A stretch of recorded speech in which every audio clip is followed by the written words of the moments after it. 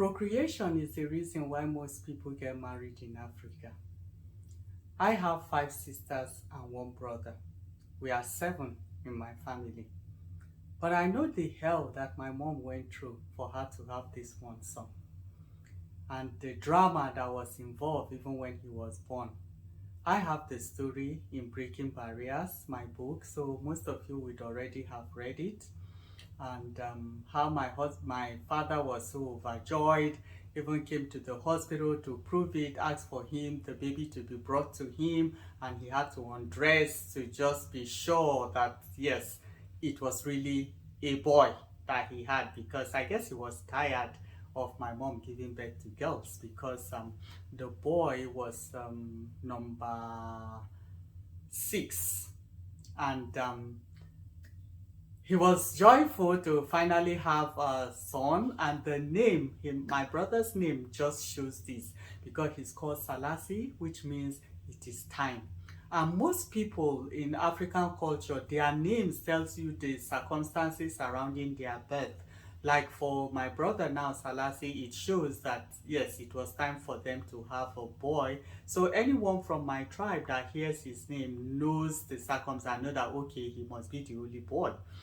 And also there are other names they give, like the odd one out, or Shednari, which means the odd one out. So it shows that he's different, so he's the only boy. And I'm sure maybe in your own culture too, you have instances like that. But honestly, my mom went through a lot, because apart from family, the pressure, she was running helter skelter, drinking herbs, all kinds of things, looking for different methods, ovulation methods, or prayers, or whatnot, just to ensure that she has this precious male child. And there are so many stories, I'm sure you know, even of women that have had to leave their marital home, they were divorced, or for those that new wife, other wives had to be brought in to give birth to the male child. And some have even capitalized, some ladies have even capitalized on this to deceive men that are in such circumstances. So I'm pregnant for you, and it's going to be a boy or something like that, just for them to marry them. And eventually it's proven to be a lie. I know of a story like that, a true life story. And so many things like that surrounding that. But I think you can change it. You of the younger generation, you can decide to tell yourself that it doesn't matter the sex of your child. All children can be born equal. We all have our respective roles. I know that it's not about education, because education doesn't seem to have much impact on that.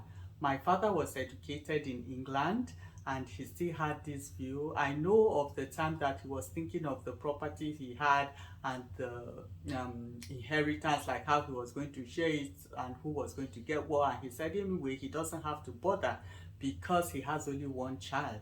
And he was referring to Salasi, and I was like, really? I'm not a child? Okay, whatever. So that is the situation, that education doesn't seem to change much, because it's right from our mindset.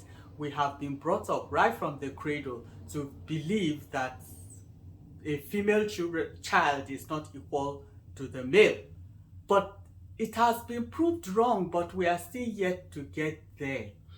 Um, so this is something you will need to talk about, and it's not necessarily the woman's fault, because biology tells us otherwise. Yes, when we look, we're going to look at what biology says, but we also know that God has a hand in it. But based on biology, some people have used this to be intentional about having their children, to ensure that they get the sex that they want. So discussing it now will prepare you to know, like, if you're going to be intentional about it, what to have at the back of your mind. If you're not going to be intentional about it, just like us, we were not intentional about it. During courtship, my husband and myself, we talked about it and said, how many children do we want? We wanted 3. We agreed on 3. And then we said we didn't care whether they were male or female. So we were not particularly looking out for anything. I remember when I had my 3 girls, my mom kept pressurizing me, even though my mother-in-law was also concerned about it, but my mom was on my case. And she was like, don't allow this Igbo man to deceive you. You know, you have to have a male child. You're just standing on one leg in your husband's house. You have to put your 2 legs down, your 2 feet, to be solid, secured in your marriage. You need to have a male child. Try, maybe do ovulation method or something. I was like, I'm not really, I don't want another child. The 3 is okay for me. And when the pressure got too much, I told my husband about it, and my husband just took me and marched to my mom. And he told her, like, Mama, Christy is done with having children. We don't want any more children. We're okay with the 3 children. I asked God for 3 and he has given them to me. If she ever gets pregnant, she will have to tell me who put the child there. I'm not the one. I don't want any more children. And that was it. My mom just left us like, okay, whatever. So I was happy for that.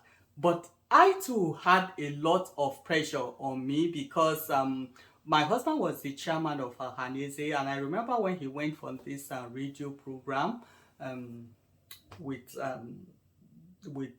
I think it's AIT or RAPE, yeah.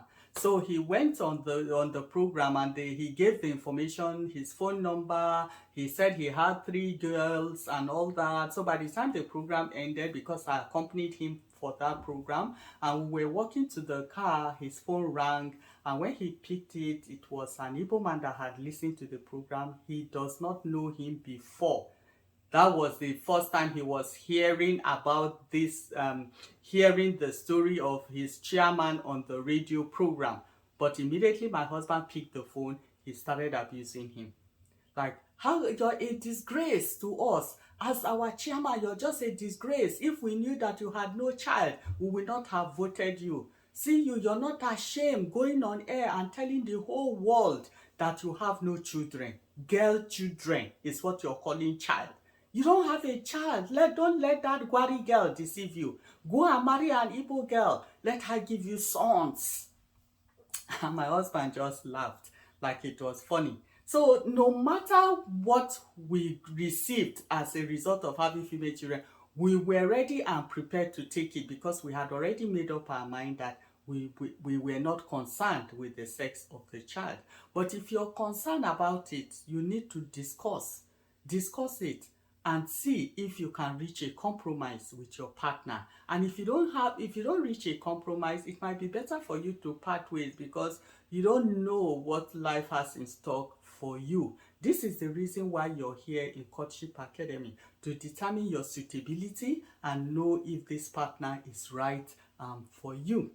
But we're going to look at what biology actually tells us about the sex of a child and how it is not a woman's fault. So let's look at this.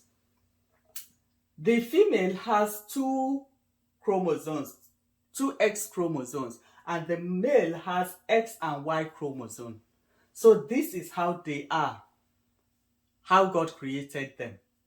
Now, when they meet, you see this is the X and the Y, this is the male on top here, and this is the female by the side, her XX. By the time, anytime they meet, there's a possibility of either the X meeting the X and they have a girl child, XX, and the X meeting the Y and they have XY, and it's the same repeat for the other one. So there's a 50-50 chance of them getting a boy or a girl. It's 50-50.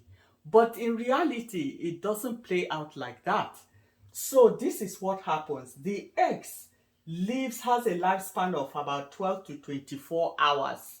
So it can stay alive for that period of time to be fertilized. And then the XY, that's the sperm, they live about 3 days before they die off. But the interesting thing about the sperm is that the Y, which is responsible for the male child, swims faster, and that means it dies off faster because it swims and it's already in the womb. So if it gets to the womb and the fallopian tube and there's no egg there for it to fertilize, it's gone.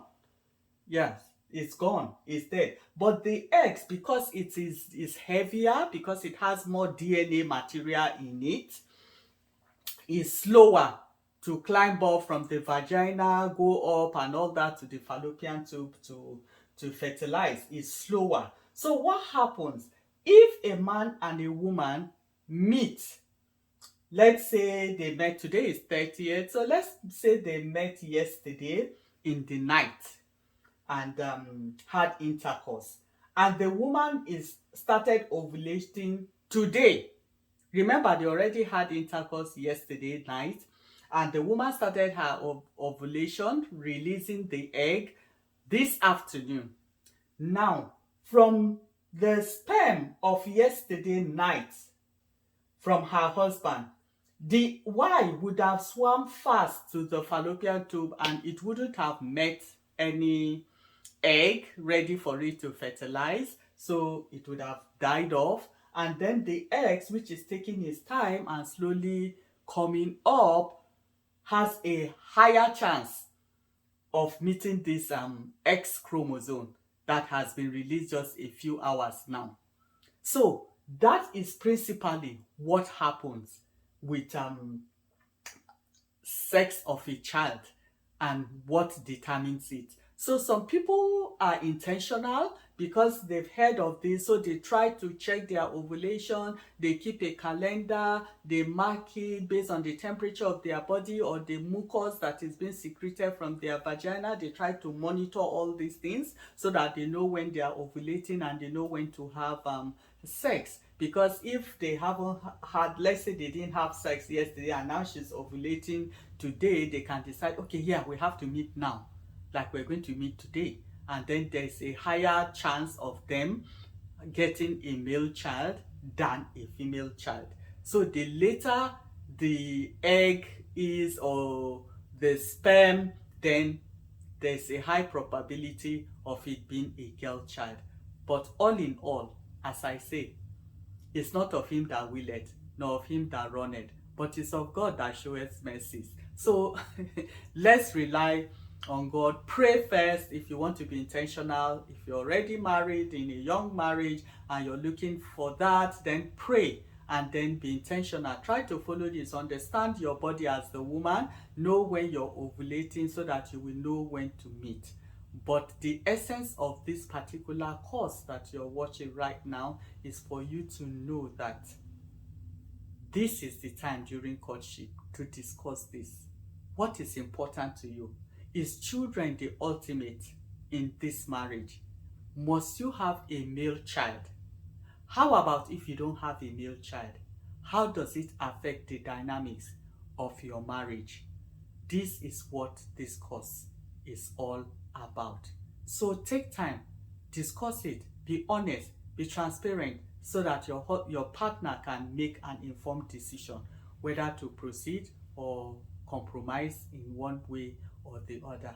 Remember, as usual, marriage is meant to be enjoyed, not endured, but you lay the foundation.